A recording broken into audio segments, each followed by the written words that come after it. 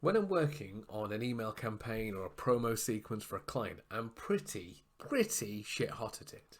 I know I might look like a car wreck, but I got post-it notes, I've got a whiteboard that I use productively, obviously.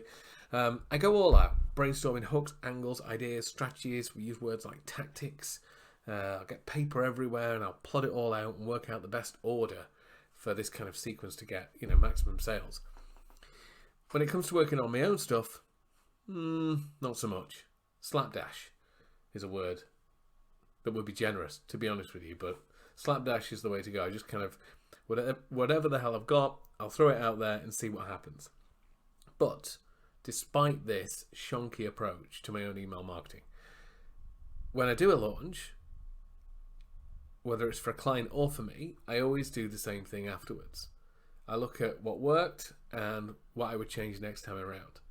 And it's this old idea of Brian Tracy's that you don't ask what went wrong, because that's a bad way of focusing on it, but just changing it to, if I could do one thing differently next time, what would that be? And I look for these kind of small changes that I can make every single time. So I do that for both clients and myself. It's the one thing I'm pretty darn good at. And I was doing something recently because I've just had a launch for Sent, my email writing. What the hell is it? It's a course. That's what it is. It's an email writing course for business owners. It's not a complete guide to copywriting or anything like that. It's just a way to show them how to sit down and write an email that works. So I've just finished up that launch. So this isn't a promo. You can't get it yet. And I was just looking at what I would change next time. What's the one thing I would do? And I've come across something that has been a bit of a mini ta-da for me. And it's something you can use as well. Whether you've got an email writing course or whether you've got a, how to show up on camera without looking like a tool course. If you have, do let me know. And it's this idea, it's an idea relating to benefits, objection handling, that kind of thing. So during a promo sequence, without getting into the weeds of this, during a promo sequence, it's a pretty darn good idea to handle objections. Figure out the objections your tribe would have to buying your thing and then answering them so they can go, okay, and then buy your thing. Pretty darn good. So let's keep this really simple. So for Sent, one of the objections I hear a lot from business owners is, oh, I'm terrible at writing. I failed my English GCSE. I wouldn't know a hyphen from a semicolon, all this kind of stuff. So essentially this idea of, will it work if I'm a terrible writer? And on the sales page, I talk about the fact that yes, it will. But this is the big ta-da I had. I could go further than that. So they have the objection, will this work if I'm a terrible writer? I go, yes, here's why. But there's a step further. There's a step further we could go. And the idea is, what if this was an advantage? What if this thing that they think is an objection is actually an advantage? Something that works in their favor, something that will get them quicker, better results, faster than they thought possible.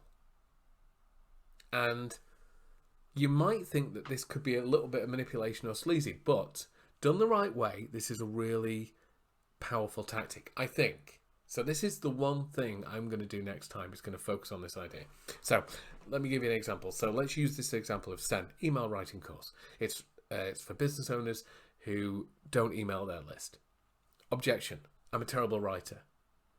I explain, doesn't matter if you're a terrible writer, because it's not about copy. It's not about being grammatically correct. It's not even about spelling. Copy is a feel thing. And if you can convey your ideas on the page or in their inbox using the technique I show you, even terrible writers can get across that feel that taps into their customers' emotions and causes them to buy your stuff.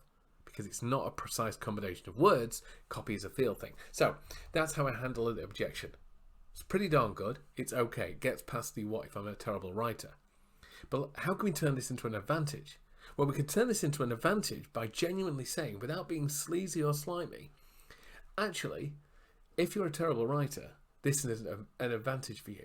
You're actually a step ahead of the other guys who've got the copywriting templates, who've got the copywriting course, the people who write perfect English with full stop, semicolons and all this kind of stuff. You're actually well ahead of those, because those guys, they have to unlearn that.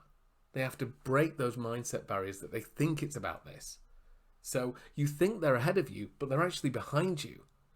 because they're going to spend the first part of this course going, oh my God, everything I've learned is irrelevant. Oh my God, I'm fighting the... It's like they've developed all these bad habits. And to get to where they want to be, they're going to have to break those and then work the new ones. Whereas you, Mr. Terrible Writer or Miss Terrible Writer, you don't have the bad habits.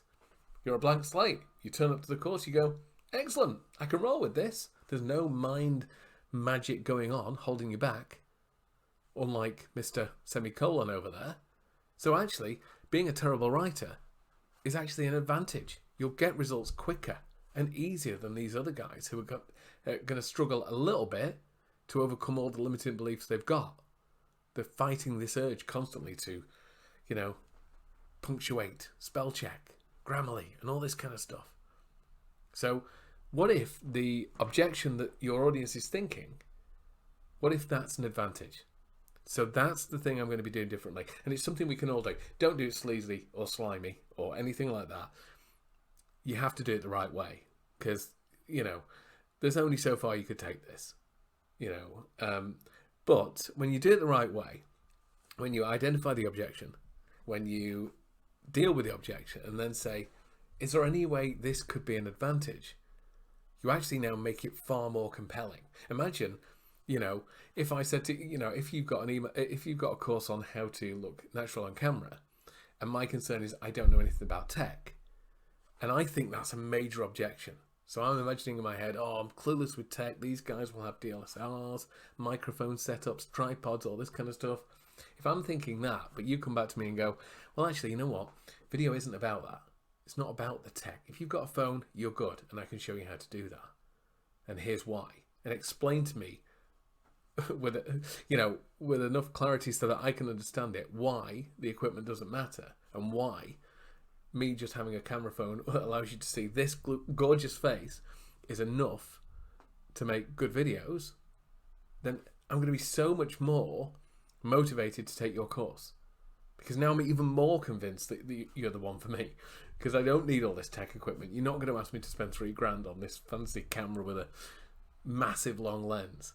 So when you're coming up with the objections, whether it's in sales pages, emails, conversations, blog posts, podcasts, wherever, think about the objection your audience is going to have, deal with that objection, and then see if there's a way that you can turn it around to make their objection, their main reason for not buying, into an advantage.